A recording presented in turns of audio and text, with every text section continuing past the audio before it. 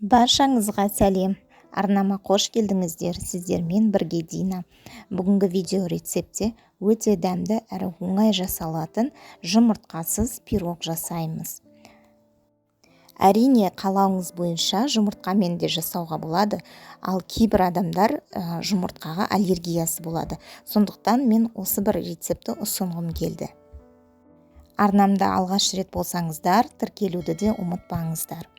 Алдымен бізге ұн електен өткізілген ұн қажет болады. Одан кейін оған құрғақ заттарымыз, ұн қопсытқыш, какао және қант қосамыз. Сұйық заттардан сұйық май және жылы суды құйып, жақсылап араластырамыз, түйіршіктері болмауы тиіс. Табамызға құйып аламыз да 180 градуста 30 минуттай пісіріп аламыз. Тортымыздың дәмін келтіру үшін ганаш жасаймыз. Оған 150 грамм шоколад және оған сұйық май қоямыз. Одан кейін ұсақталған арахис дәнектерін қосып, жақсылап араластырамыз. Шоколадты әрине ертіп алу қажет. Микроволновкада немесе су мушасында ертіп алсаңыздар да болады.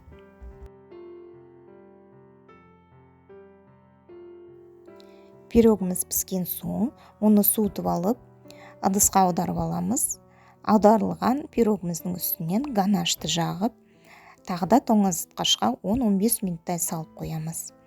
Пирогымыз содан дайын болады.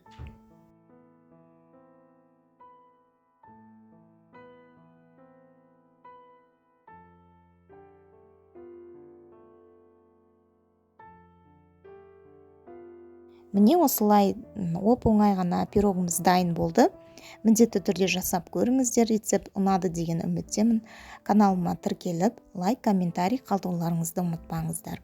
Назарларыңызға рахмет. Сіздермен бірге болған Дина.